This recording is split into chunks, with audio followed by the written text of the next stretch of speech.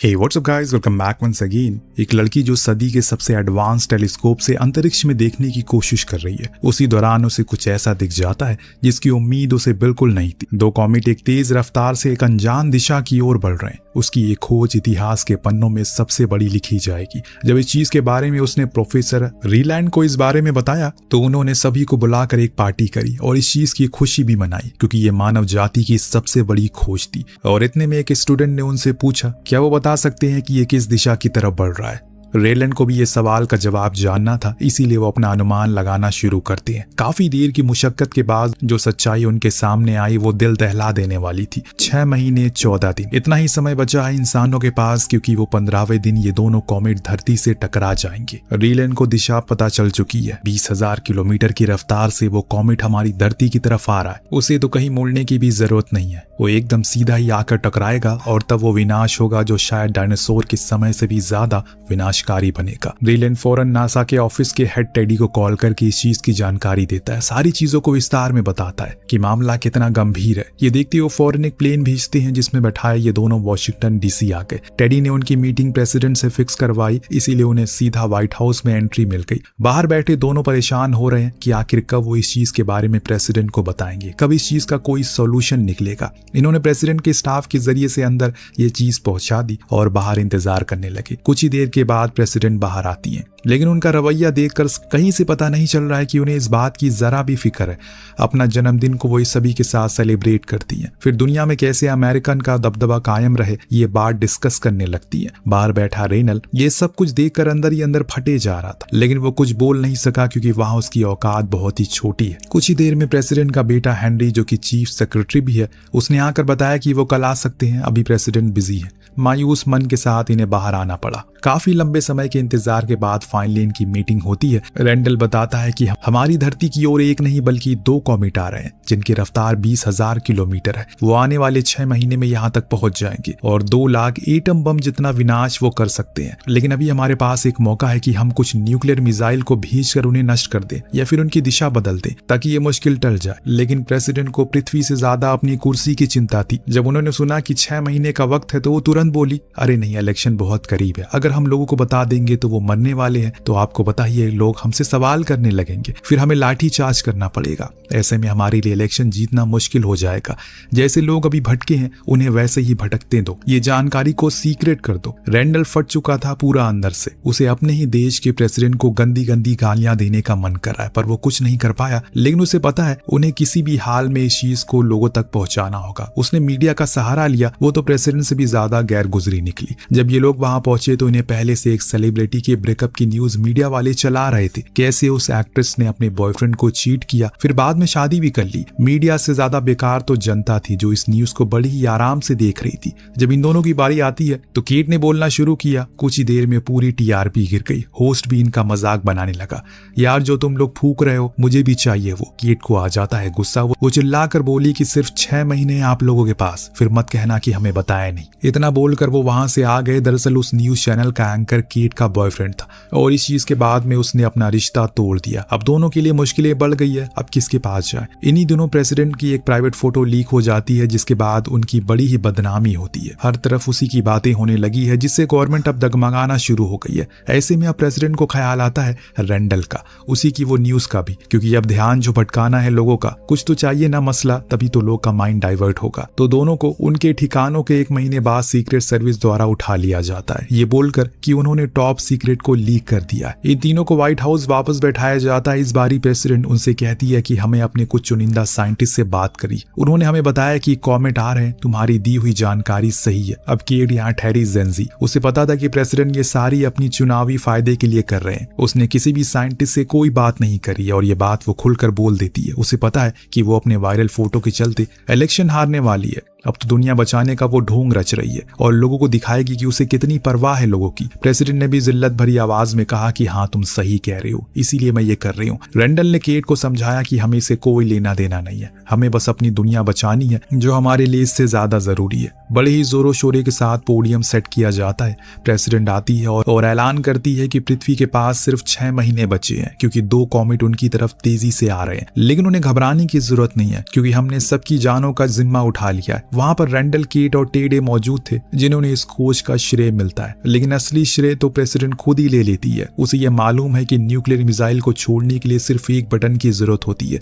पर वो जानबूझकर इसे इंसान के हवाले कर रही थी, इसे एक पूरी तरह का आर्मी मिशन में तब्दील कर रही थी। उसे इस स्पीच के बाद हर तरफ उसका डंका बजना शुरू हो गया। लोगों के बीच उसकी वाहवाही होने लगी। जिस प्रेसिडेंट के कुछ दिन पहले मीम बन रहे थे, उसके लिए लोग अब पोस्ट डाल रहे थे, उसे बेस्ट ऑफ लक बोल रहे थे। इसके चलते अगले महीने जब इलेक्शन हुए तो उसने पूरी मेजॉरिटी के साथ इलेक्शन जीत लिया और बूम, इसे कहते हैं पॉलिटिक्स। आपको थमा दिया लॉलीपॉप और खुद बैठ गई देश के ऊपर। और आखिरकार वो दिन भी आ गया जब स्पेस में न्यूक्लियर मिसाइल को लॉन्च किया जाने वाला था। सब इस मिशन के लिए दुआएं कर रहे थे, ये सफल हो जाए। लोगों का जमावड़ा लग गया था, हर किसी की नजरें लॉन्चिंग साइट पर टिकी थी। उधर व्हाइट हाउस में भी सब लोग एक साथ इस चीज को देख रहे थे। काउंटडाउन शुरू हुआ, 3, 2, 1 और एक साथ कई सारे रॉकेट अंतरिक्ष में छोड़ दिए। सब बहुत खुश थे क्योंकि ये लॉन्चिंग सफल रही। नासा के साइंटिस्ट के अनुमान लगाया कि इस मिशन को सफल होने की संभावना तकरीबन 76% है, जो अच्छी मानी जाती है। कुछ ही देर में व्हाइट हाउस में ईशर वॉल आता है, एक टेक बिलियनर जो प्रेसिडेंट की पार्टी के लिए सबसे ज्यादा फंडिंग देता है। अब वो आते ही प्रेसिडेंट को अपने साथ चलने को कहता है। दोनों उधर जाते हैं और कुछ ही देर बाद हमने देखा कि पृथ्वी से बाहर निकलने से पहले ही सभी रॉकेट वापस आना शुरू हो गए। सब हैरान हो गए कि ये कैसे हो गया, ये मिशन फेल कैसे हो सकता है और एक साथ सारे रॉकेट कैसे वापस आ सकते हैं। तीनों एक रूम में मायूस बैठे थे, यही सोच रहे थे अब उनका अगला कदम क्या होगा। वहीं प्रेसिडेंट एक सीक्रेट मीटिंग में बिजी थी। कुछ देर में हेनरी रूम में आकर रैंडल को बताता है कि आज से व्हाइट हाउस रिसर्च और रिसर्च डेवलपमेंट का चीफ बन गया है। उसे प्रेसिडेंट ने मीटिंग में बुलाया। वहां पहुंचा, उसने ईशरवेल को किसी तरह का प्रेजेंटेशन देते हुए देखा। उसका कहना था अब धीरे धीरे करके पृथ्वी पर सभी प्रकार के मिनरल खत्म होते जा रहे हैं। जिन मिनरल से मोबाइल और कंप्यूटर या फिर कुछ और चीजें बनती है, उनकी मात्रा तेजी से कम हो रही है। आने वाले कुछ सालों में हमारे पास कुछ नहीं बचेगा, पर मेरी रिसर्च टीम ने इसका भी एक तोड़ निकाल लिया है। हमने रिसर्च करी और पाया कि जो कॉमेट हमारे पृथ्वी की तरफ बढ़ रहे हैं वो ऐसे ही मिनरल से लैस है जिनकी कीमत $145 ट्रिलियन है। इतना सुनते ही आइलैंड बोल उठा, इसीलिए आप लोगों ने इस मिशन को फेल करवा दिया। जब इंसान ही नहीं बचेगा तो इन मिनरल का आप लोग क्या अचार डालोगे? ईशरवेल ने उसकी बात को काटते हुए कहा, मुझे पता है कि ऐसा कुछ आप सभी के माइंड में आया होगा, लेकिन हमने इससे भी ज्यादा अच्छा उपाय ढूंढ लिया है। हमारे पास कुछ ऐसे एडवांस नैनो टेक्नोलॉजी है, वो ड्रोन है जो इस काम को आसान कर देंगे हमारे लिए। जब वो कॉमेट पृथ्वी से टकराने वाले होंगे, उसी समय हम उन ड्रोन की मदद से उन्हें कई हिस्सों में तोड़ देंगे, कई विस्फोटक डालेंगे जिससे वो छोटे छोटे टुकड़ों में बट जाएंगे और फिर वही ड्रोन उन्हें पैसिफिक ओशन की तरफ मोड़ देंगे, जिसके बाद हमारी अमेरिकन नेवी उन टुकड़ों को बाहर निकाल लेगी। रैंडल का तो दिमाग ही फट जाता है क्योंकि ये कोई फिल्म नहीं बल्कि हकीकत। ऐसा कुछ सिर्फ फिल्मों में होता है, अगर एक भी चूक हुई तो कोई बच नहीं पाएगा। लेकिन प्रेसिडेंट तो इस चीज के लिए हामी भर देती है क्योंकि उन्हें फंडिंग जो मिलनी थी। अब रैंडल ने आकर ये बात टेडे को और केट को बताई तो दोनों भी इस चीज को सुनकर हैरान थे। भला प्रेसिडेंट ऐसी खतरनाक चीज के लिए हामी कैसे भर सकती है? मान लो अगर जिस दिन वो कॉमेट धरती से टकराने वाला होगा उस दिन मौसम अच्छा ना हुआ तो वो ड्रोन कैसे उड़ पाएगा? या ये भी हो सकता है कि कुछ नेटवर्क डिस्कनेक्ट हो जाए, तो हम क्या करेंगे? अब तो रैंडल को भी बेचैनी होने लगी थी कि अब वो क्या करे। केट को तो खून खोल जाता है। वो चिल्लाते हुए बोली कि भला ये लोग ये कैसे कर सकती हैं? क्या ईशरवेल के लिए उसके लिए मोबाइल फोन का स्टॉक बढ़ाना ज्यादा जरूरी है इंसानों की जान से ज्यादा? उनकी ये बातें वहां खड़े कुछ लोग सुन लेते हैं। जब उनसे सब कुछ सच सच बताने को बोलते हैं तो केट तो पहले ही गुस्से में थी, इसीलिए उसने सबके सामने पूरी सच्चाई बता दी। इसके बाद वहां का माहौल बिगड़ जाता है। जो लोग प्रेसिडेंट का सपोर्ट कर रहे थे और जो लोग नहीं कर रहे थे वो आपस में भिड़ जाते हैं। पुलिस बुलानी पड़ती है और एक बारी फिर से केट को सीक्रेट जानकारी लीक करने के जुर्म में गिरफ्तार कर लिया जाता है। इस बारी उसे एक पेपर पर साइन करवाया गया, अगर उसने अब किसी भी मीडिया, किसी भी यूट्यूब चैनल या फिर किसी भी इंसान से ईशरवेल, उसकी कंपनी या फिर इस कॉमेट के बारे में बात किया तो उसे जेल होगी। केट ने साइन कर दी और चुपचाप अपने माता पिता के घर पहुंची। लेकिन सबसे ज्यादा झटका उसे वहीं लगा जब उसने खुद के माता पिता ने उसके घर में आने से मना कर दिया, क्योंकि वो प्रेसिडेंट के पार्टी के सपोर्टर है और उन्हें यह लग रहा है कि प्रेसिडेंट जो भी कर रही है वो सब कुछ सही है। वो केट से कहते हैं उसे अपने विचार बदलने पड़ेंगे सरकार के प्रति, तभी वो उसके घर में आने की उसे परमिशन है। सिर्फ यही नहीं दोस्तों, और इससे ज्यादा झटका उसे तब लगता है जब अमेरिकन सरकार की रिसर्च मिनिस्ट्री के ऐड पर रैंडल को उसने देखा। उसे भी अब ये लगने लगा था कि ईशरवेल जो करने वाला है वो सही है और प्रेसिडेंट ने यह भी कह दिया कि उस कॉमेट को अगर हम हासिल कर लेंगे तो उसे हमारी देश दुनिया का सबसे अमीर देश बन जाएगा।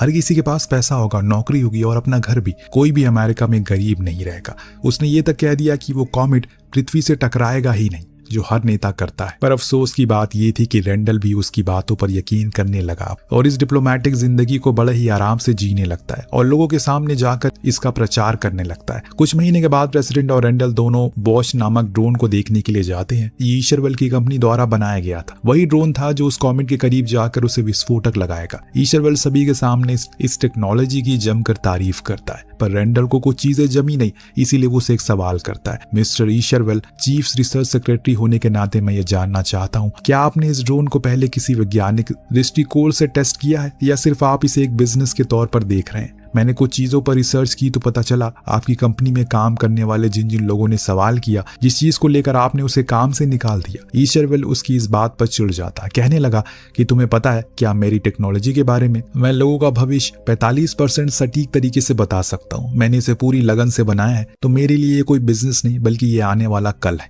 तुम अपना मुंह बंद रखो। रेंडल चुप हो गया, लेकिन अब उसे भी यकीन हो गया कि प्रेसिडेंट और ईशरवेल दोनों इसे सिर्फ एक बिजनेस के तरीके से देख रहे हैं। उन्होंने किसी भी गलती का कोई अनुमान नहीं लगाया और ऐसे में पूरी गुंजाइश थी, गलती होनी ही थी। अगर गलती हुई तो उसे सुधारने वाला कोई नहीं बचेगा। अब रेंडल को दोबारा से उसी मीडिया चैनल ने बुलाया, लेकिन मीडिया तो सरकार का पालतू कुत्ता बन चुकी है। वो बार बार वही चीजें दिखा रही थी जिससे सरकार को फायदा हो। कुछ एक्टर ने तो इस टॉपिक पर मूवी बना डाली जिसे वो उसी दिन रिलीज करेंगे जिस दिन वो कॉमेट टकराएगा। यहाँ तक कि होस्ट ने सरकार को सही साबित करने के लिए कॉमेट को झूठ बोल दिया। होस्ट ने कहा कि कॉमेट जैसी कोई चीज ही नहीं है। तब रेंडल भड़क उठा, चीखते हुए बोला, मरेंगे वो सब जो चुप। कोई गोली से मरेगा तो कोई भूख से मरेगा, कोई धक्का मुक्की से मरेगा, पर मरेंगे सब। उसकी स्टेटमेंट से व्हाइट हाउस उसे फायर कर देता है। तो वहीं दूसरी ओर हमें केट को देखा जो अपनी बची हुई जिंदगी अब सड़कों पर बिता रही है। इस दौरान उसे ब्लू नाम का लड़का मिला जिसके साथ वो दुनिया खत्म होने से पहले कुछ हसीन पल बिता रही है। उसी समय उसकी नजर आसमान पर पड़ी। वो चौंक गई, आंखें फटी रह गई। ये वही कॉमेट है जो अब इतनी करीब आ गया है कि इंसान उसे अपनी आंखों से देख सकता है। बाकी के लोगों ने भी इसे देख लिया। अब उनके चेहरे पर वो डर साफ दिखने लग गया था। क्या करेगी सरकार? क्या उनकी जान बचा पाएगी? चलिए देखते हैं। रेंडल जब कार से वापस घर की ओर जा रहा था उसी समय उसने इस कॉमेट को देखा। फौरन वो कार से बाहर आया, ऊपर देखते हुए बस ये दुआ मांगी कि वो ऊपर ही रहे क्योंकि वहां से ज्यादा खूबसूरत लग रहा है। उसी समय उसने केट को कॉल करके मिलने को बुलाया। दोनों एक बारी फिर से एक साथ हो गए और लोगों के अंदर जागरूकता पैदा करना शुरू कर दिया। उन्होंने साफ साफ कहा कि सरकार झूठ बोल रही है, वो कॉमेट हमारे बहुत करीब है। वो वायरल होने लगे, लोग उनके वीडियोस को शेयर करने लगे जिससे कि सरकार पर अब प्रेशर बनने लगा। रेंडल और केट ने मिलकर एक अभियान शुरू किया जिसका नाम उन्होंने दिया लुकअप। ये अभियान तेजी से वायरल होने लगा। बड़े बड़े लोग इसे सपोर्ट करने आ गए और इस जानकारी को गंभीरता से लेने लगे। कुछ बड़े बड़े सेलिब्रिटीज भी इसमें हिस्सा लेने लगे। दूसरी तरफ प्रेसिडेंट ने वही किया जो हर एक पावर में बैठा आदमी करता है। उसने रेंडल और केट को एंटी नेशनल करार कर दिया। उसका कहना था वो दोनों कभी नहीं चाहते कि अमेरिका दुनिया का सबसे अमीर देश बने। झूठी अफवाहें फैला रहे हैं वो लोग और देश को दो हिस्सों में बांट रहे हैं। एक हिस्सा वो जो प्रेसिडेंट को सपोर्ट करता है और दूसरा जो रेंडल और केट को सपोर्ट करता है। समय बीतने लग गया, वो दिन भी आ गया। ईशरवेल ने अपने ड्रोन को मिसाइल के जरिए स्पेस में छोड़ने का टाइमर सेट किया। यहाँ रेंडल, केट और ब्लू तीनों ही ग्रोसरी से कुछ खाने पीने के सामानों को ले लेते हैं। पर स्टोर की हालत को देखकर पता चल रहा है यहाँ पहले तबाही मच चुकी है। अंदर से लोग सच में डरे हुए हैं। एक आम इंसान तो हमेशा सच में पिसता है। तो ये लोग घर पहुंचे तो वहां 3, 2, 1 और बूम, रॉकेट लॉन्च कर दिया गया। इस दौरान हमें ये पता चलता है कि अमेरिका में इन मिनरल्स को किसी भी देश से बांटने से इनकार कर दिया। इसीलिए चाइना, इंडिया और रशिया ने भी मिलकर इस कॉमेट को नष्ट करने का प्लान बनाया है। लेकिन वो उड़ने के कुछ ही सेकंड बाद फेल हो गया, जिससे रेंडल की एक आखिरी उम्मीद भी टूट गई और प्रेसिडेंट के साथ ईशरवेल दोनों खुश हो गए। लेकिन इन दोनों को जरा सा भी अंदाजा नहीं है कि आगे क्या होने वाला है। जब वो कॉमेट एकदम करीब आया तो आखिरकार उन अंधे लोगों की आंखों से सरकार की गुलामी का पट्टा हट गया। उन्हें समझ में आ गया कि अब वो खत्म हो जाएंगे क्योंकि वो सच में अब टकराने वाला है। सरकार ने उनसे झूठ बोला था। लोग अब मिन्नतें करना शुरू कर देते हैं, ईश्वर को याद करते हैं क्योंकि अब उनके पास इतना भी समय नहीं है कि वो कुछ और कदम उठा सके। बस अब ईशरवेल को इस मिशन को किसी तरह से सफल बना दे, यही उम्मीद थी उन्हें। इधर रेंडल अपने सभी करीबी को लेकर घर आ चुका है ताकि अपनी जिंदगी के आखिरी समय को अपनों के साथ बिता सके। अचानक कंट्रोल रूम में सब कुछ रेड हो गया। पता चला कि ड्रोन फट चुका है। ईशरवेल को समझ में आ गया कि उसका मिशन फेल हो चुका है। वो फौरन बाथरूम का बहाना मारकर बाहर आ गया। पीछे पीछे प्रेसिडेंट में आ गई। मिशन फेल होने की खबर आग की तरह फैल गई और दंगे फसाद होने लगे। लोग एक दूसरे को मारने लगे। पर प्रेसिडेंट के साथ साथ कुछ अमीर बिलियनर लोग बोश कंपनी द्वारा बनाई गई एक एडवांस स्पेस शटल में बैठकर पृथ्वी से बाहर निकल गए। कुछ ही देर के अंदर रैंडल को पता चला कि मिशन फेल हो चुका है। वो कॉमेट धरती के इतने करीब आ गया है कि एक आदमी तो उसे गोलियों से खत्म करने की कोशिश करता है, लेकिन बहुत देर हो गई है।